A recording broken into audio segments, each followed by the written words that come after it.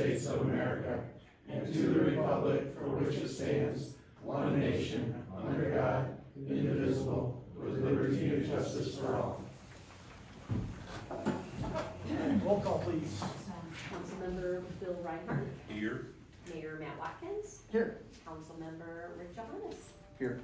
And then we have absent Larry McCon and Bill Earl. Do we have a motion? I'll make a motion that we accept their absence. I'll second it. All in favor? Aye. Opposed?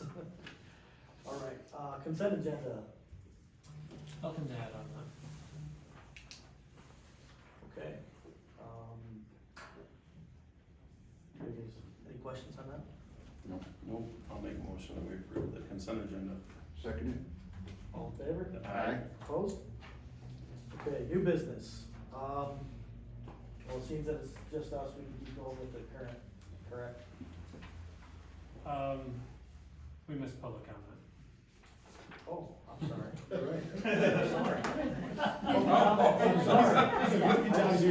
I apologize. That's how we get out quick. We're gonna make Bronson here to the end. Sorry about that. We got two more. Well, I do appreciate a few moments of your time. Under the new jail report, in case any of you heard, the jail was sinking and the doors were falling out of the wall. If you did hear that, we called in engineers and architects because I didn't want you to take my word for it. I wanted to have proof. And what few cracks they did found were all non-structural, cosmetic, and they might require sealant. So apparently this got to be a campaign issue, but none of it was true. It was just little cracks that you get whenever you put cement down, so there was absolutely nothing to worry about. Under the old jail report, the building is all down and grass is growing. Nothing new under corrections, we're still doing about a little over 100 bookings each month. On the patrol side, one of our deputies was hired as the Quincy Police Chief, so we're down on the general fund budget side for deputies. So Michigan State Police and us, although are still covering 16 hours of Quincy. So besides doing the normal patrol that we have to do out in the county, we're also helping cover 16 hours of Quincy's time. Night patrols, the current status is 4 of the 6 deputies we were allowed to hire are out on the road now, with the last 2 in academy, and they're over halfway through now. So probably somewhere near right after the first year, we'll probably have full 24-hour coverage. But on October 1st, we did start, after 12 years, night patrols. So we're on from 5 in the morning now until 10 o'clock at night. And we've gotten a lot of good reports from that. People are very happy to see us out there. And the guys are getting out in the county and making stops out there, letting people know, hey, we're out here. Victim services unit's been very busy with fires, victims, and death calls.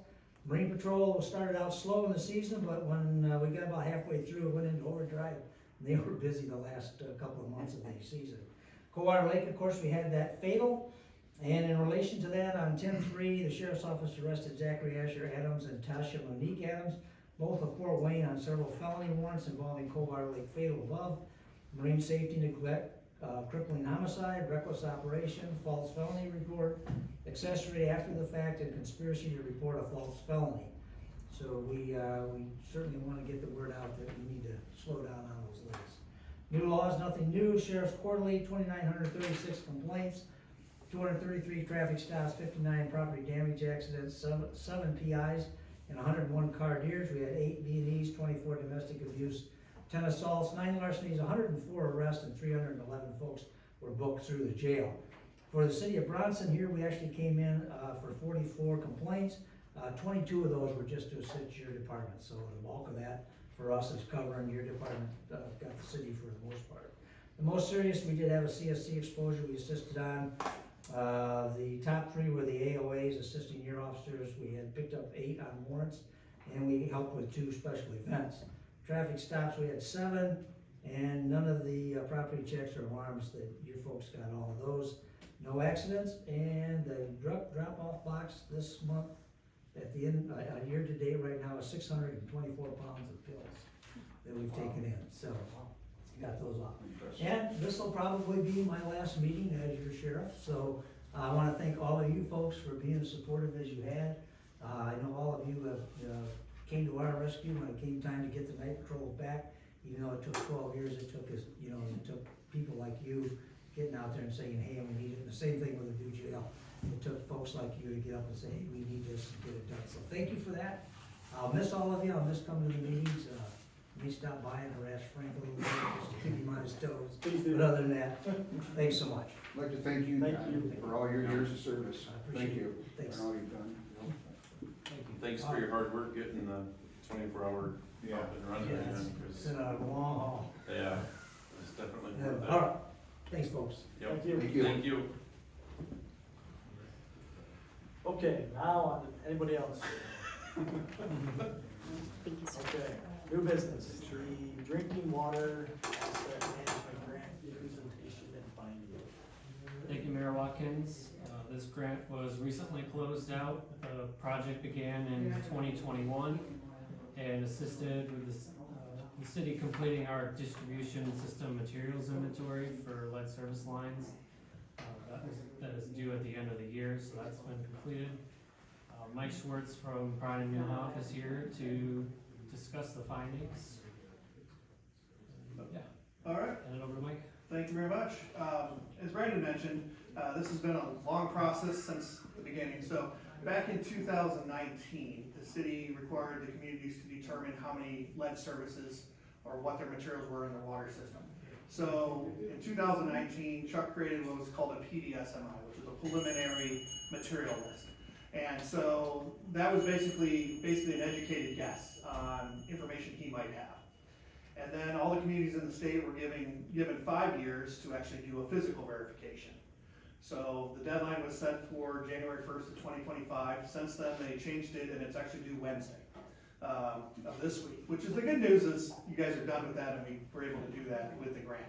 So back in 2021, this state came out with what was called a DWAM grant, a DWAM grant.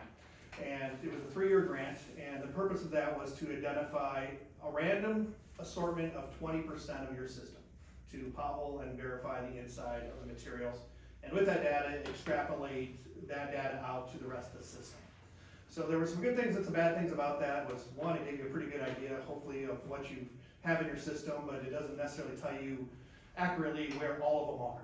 I mean, it just kind of tells you like, okay, this street is inconsistent, this street's pretty much all galvanized, this street's all copper type stuff. So there were some good and some bad things about that with doing a 20%, but according to their statistics, 20% was enough to do that. So the state did grant you guys a WAM grant, and so it ran from April 1st of 21 through, we actually did get an extension for 3 months, so it went through the end of July of 24. So it was supposed to end, but at that point in April of 24, they didn't even have the requirements and forms yet to fill out of what was supposed to be submitted. They were running that far behind, even though the grant had been out for 3 years, of how to even close it out, how to report this, what this even was gonna look like. So we asked for an extension and they granted that for us. We also had an intermediate, so we did the 20%, we did a randomization, and followed the things, and then we were a little under budget on that, and obviously it was a 100% grant, so we didn't want to give money back. So we asked for additional potholing to be done in the system to fill in some of the gaps, because the extrapolation was inconclusive in some areas. We had some water main projects just by the randomization that weren't covered, and some certain streets that were really maybe only a street long type things from, you know, the 70s or 60s. So we were given permission to do additional potholing, and the crew, DPW, got into about 800 of the homes, the 850 active homes. So they did a fantastic job, which was used for a lot of the extrapolation, besides the potholing. So from that, there was a lot of stuff done actually under the grant, more than just the potholing. They did allow more stuff to be done. So it actually, as part of that, we updated your water reliability study, which is a study that has to be done every 5 years. Your asset management plan and programs were updated in draft formats. A new capital improvement plan was done at the end of this project with a financial plan related to the water system only. It could only focus on water on the system, but a new water plan with a financial plan were done. A report of obviously what we did, how we did this whole process, what we had, and that was provided to the city. And then lastly, a CDSMI, which was the complete distribution material system inventory, which was submitted back in June, I think it was, June or July. The city submitted that to Eagle, which meet the deadline by a month and a half, 2 months for that deadline. So in that whole report, we did basically 850 active lines The DPW was able to get inside 800 of them to identify what materials were coming into the buildings, and we did 315 potholes. And when we mean that is we had a hydro excavator go out to the curb boxes, which were about by the sidewalk, and evaluate the service line towards the road connected to the water main, and then the water main basically between the curb stop and the house. So one is called the public side, one is called the private side. So Eagle's really looking to see what type of materials you got. Is it copper, plastic, galvanized? And basically when you found galvanized pipe, what they did is they connected a galvanized pipe to another rigid pipe, your main line, your cast iron or ductile, with what was called a lead whip. So it was a gooseneck, a lead whip, so it's about an 18-inch piece of lead. And that's what people are, when they think of lead services, we're only talking about this little 18-inch piece. With corrosion protection and such, it really hasn't had much impact on anybody, but it is one of those potential risks that now, according to the new EPA legislation, has to be all removed within 10 years. It used to be till 2041, when this whole program came out. They just last week implemented new legislation and moving that up to a 10-year window. So that just came out last week, so, I know. Love the look on your face, Joe. So, but as a quick summary of that, what we found on that, when we extrapolate that, there were about a third of your system is classified as lead, which means there's a galvanized pipe with an anticipated or presumed lead piece in there. So there was about 300 of those, 298. So about a third of your system, out of about 900, give or take, once we figured out how many services there truly was in your system. So there was about a third of those, and then there was about a third of them, 319, that were what we believe are galvanized, previously connected to lead. And what happened on those, let me back up a second. So the ones that were found as lead, we'll call them galvanized. What we found is almost, without missing a beat, it was on your 1930s old water main and 1950 water mains. Almost every single one of those, that any of them ever were potholed, inside verification, it was found galvanized.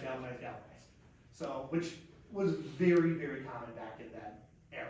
So nothing surprised on that. What we found on what was called galvanized previously connected to lead was almost all your water main replacement projects. Nobody knew back when you did the project, say down US 31, when say the 90s, they replaced the water main, put all new copper services to the curb box. Well, it still was galvanized all the way still to the house. So they replaced the galvanized / lead whip to the curb box, but it's still classified as a galvanized previously connected to lead because there was this proof or evidence that it was at some point connected, which turns out a lot of those projects replaced the 1930s, 1940s, and 1950s water main. So we found that was pretty easy to extrapolate to because that's what we kept finding. Your new projects from the 1960s, so that whole subdivision in the southeast corner, pretty much from there on, everything was found copper. So copper on the private, copper on the public, copper on that. And then so about a third of your system was copper. So that was kind of the findings of that. So the Eagle report has how many services are galvanized previously connected, how many are, we call them lead, even though they're galvanized, and how many are copper. So that got submitted to Eagle with a line by line. So there is a address, name, phone, service number, contact type thing for every one of those services on down. And there's a map that's been created, and as I believe actually on your village website right now for the federal classifications on those type of things. And then the DPW has been working to replace those as time permits. I think you guys already know what, 13 this year, 13 or something of those services. We did kind of prioritize them and put them in the database. We'll call them in different priorities on ease of replacements. So the ones that have already been replaced from the water main to the curb box, or left to the curb box to the house, those are much easier to replace because you don't have to go, a lot of your water mains are into the roadway. So that's what a lot of the DPW's been working on, is kind of some of that piece. The other part, when we have the galvanized, the lead ones, that's all connected to the 1930s water mains, which are almost 100 years old, and they're all 4-inch water mains, which all, if you read any of the studies, all are slated at some point to be replaced. So it's kind of one of those, you know, do you replace the water mains and the curbs and the lead services, galvanized services at the same time, Or do you replace all the lead services / galvanize, and then you have to replace the water main and replace it up to the curb box again? So it's gonna be a balancing act on that. So when we did the financial plan, Brandon and the staff helped us put together, trying to do a lot of the lead services in-house versus trying to go out through loans. But it was proposed that most of the projects, the replacements of the 30s water main would probably be through a DWSRF type loan that was put in, which is a low interest loan for 30 years on significant overburden communities. So that was basically the findings. Is you got about a third good, third that needs replaced, but in that middle category, and a third that are basically were galvanized services. The information is on their phones. We're still working through to see if it's still working and not crashing this app. So you keep track of, you can see all the information. It's also in the GIS database, able in Excel. It's in multiple different formats too, and maps are provided. So with that, that's kind of the, Appreciate you. lot happened over that time, but that was unfortunately the Appreciate you. Reader's Digest summary. Yeah. Appreciate you clarifying that, because when I was thinking of, I was like, oh my gosh, it's not as big.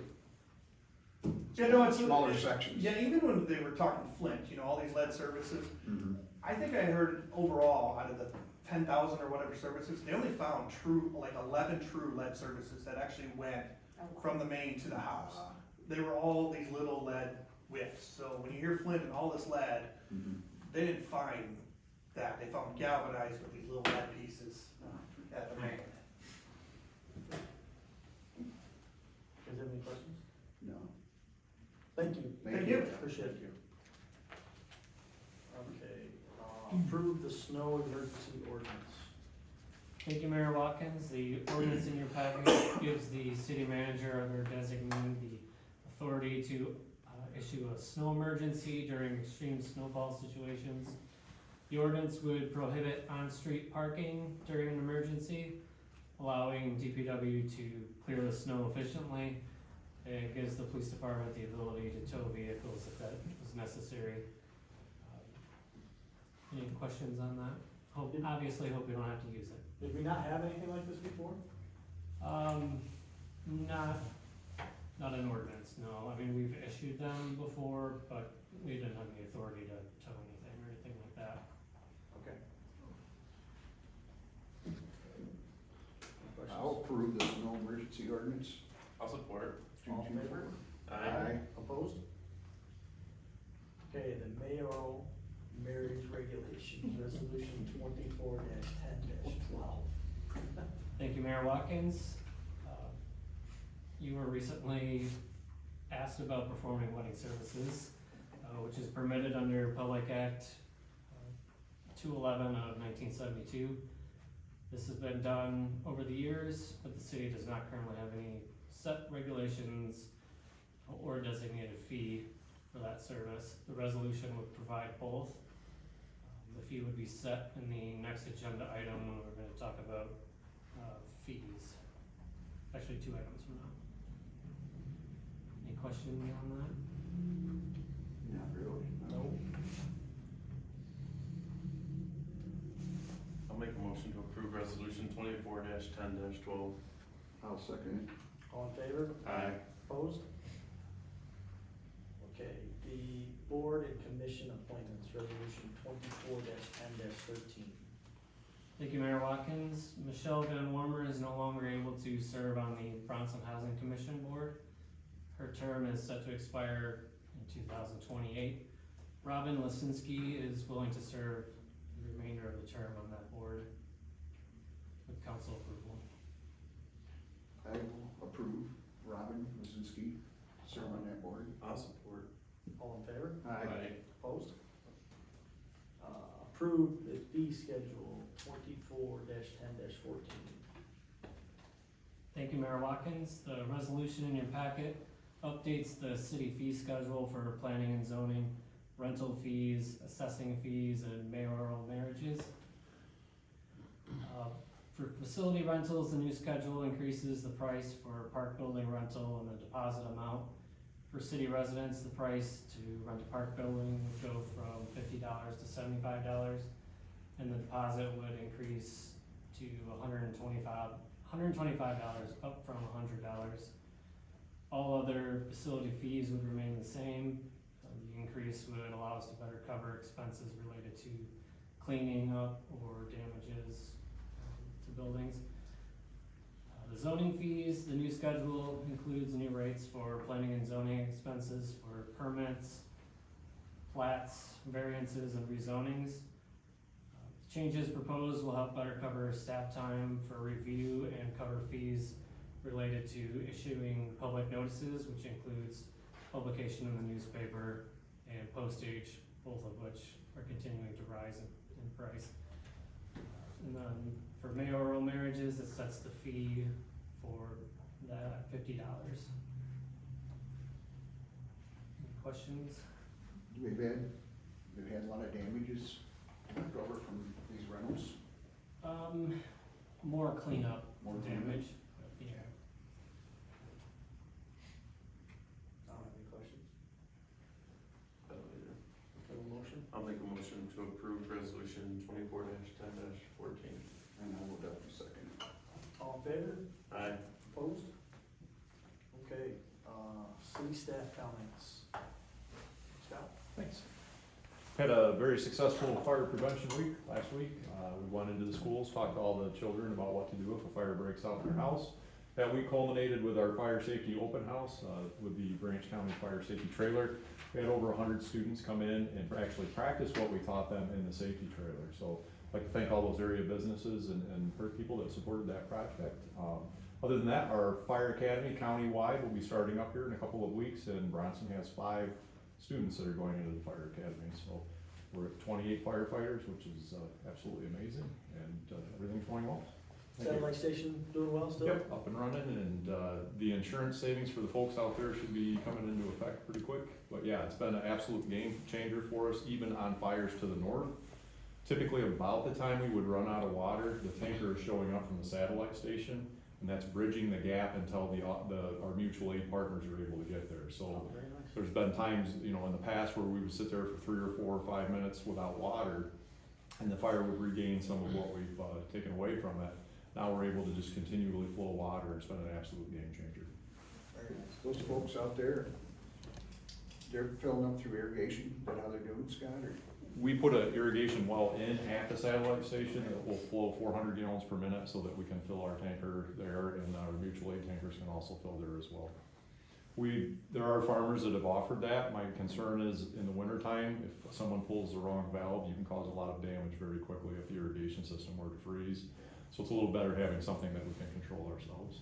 Thank you. Yes. Jared? Everything went pretty smooth with the water and wastewater. Minor issue with lift station, but nothing major last month, so. I don't know if I can stand up, Mike took me out at the knees. That was Biden. That's a lot to swallow, I mean, that's a very large task to even accomplish, it can be rather expensive. We were looking at like 25 to 30 a year to complete it by 2041. By taking 6 years away, you're gonna, 13 was a struggle in 1 year, so. This is gonna be a really big topic we need to think about how we're gonna tackle this. Okay. It's gonna be tough. Other than that, things are going really well. We got the leaf machine out launch, ran well. We got one wagon, should be back together tomorrow.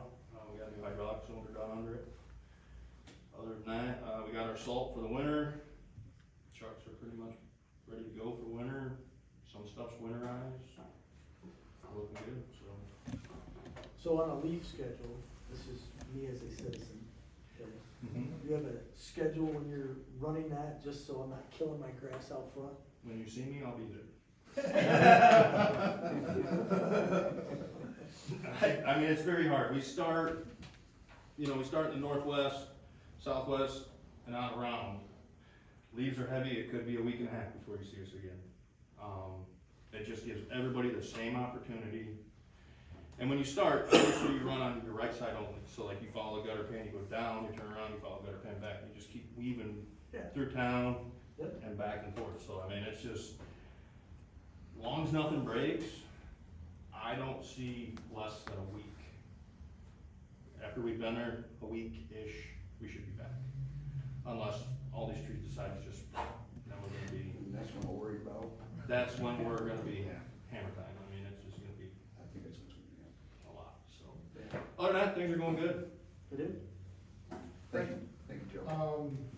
We've been dealing with our moped gang, that's created some interesting tasks, but other than that, that's going fine, the new officer's up and running, working well, it's given us more time, she's getting well into updating the policies, and it's given me a lot more time to work on this new county, critical incident planning for the schools, and, other than that, we're moving forward and getting stuff organized. Brandon? Yeah, trick or treating is set for October 31st from 5 to 7. We have a public hearing at the Special Planning Commission meeting next Monday. We'll be having a public hearing on allowing, whether or not to allow marijuana, as well as a couple rezoning issues and requests. A couple of those are related to just the master plan process and changing some zoning. That's all I have. It is 4 o'clock, right? Yeah, yep. But I'm thinking 5 and I heard on the radio 4, so. Yeah, it's for Okay. What date is it, you said? next Monday, 21st. Council? Rick? Yeah. Excuse me. Well, I can see a big difference having that 5th officer on. I know, It's given us more time. I can really, I mean, he was busy for a while, cause down by us, you know, we've seen motorcycles pulling wheelies and that's all stopped, you know, racing up and down the side streets during the day. You guys have done a great job. It's really seen a difference in the town. Real good. And that fall festival you had over here, fall festival or get together, open house, that seemed like that was really good. Yeah, You guys had a real good turnout, didn't good you? turnout, yeah. And more importantly, we had a good turnout for the open house in City Hall. so You had a that lot was of great. people come in. Yeah. And Scott, thank you. You guys are moving right along here. You guys, for as much as going on last weekend, last Saturday, you still drew a good crowd. And that's really good. Thank you. Awesome, thanks. That's it. Phil? I had some stuff in my mind and it's gone, but. Thanks, everybody, for your hard work another month. Thanks for your presentation today. That was very insightful. And that's good. Yeah, I guess one thing I did wanna ask, Brandon and Patrick, how did last Friday go? I know, I mean, I was up here for a little while and it looked like it was a real good turnout for the time that I was up here. Yeah, I wasn't able to make it because of the funeral. Yeah, the turnout was good, Yeah. especially with a big football game out of town. I still think we had a good turnout. We had about 3 dozen come in, sign in for the open house, which for something like that's a lot. Yep. We had about 26 cars total, I believe, for the car show portion. Wow. So yeah, we're real happy with the way it worked out. Good deal, good deal. Yeah, thank you again for setting that up. Thank you everybody for all their hard work. Thank you for the presentation. Wanna thank John as well. You know, put a lot of time and energy into the county and everything else, so, I appreciate what he's done and wish him the best in retirement. And with that, we have a motion to adjourn. I'll make a motion to adjourn. My support. All in favor? Aye. All right. Thanks, everyone. Thank you, everybody.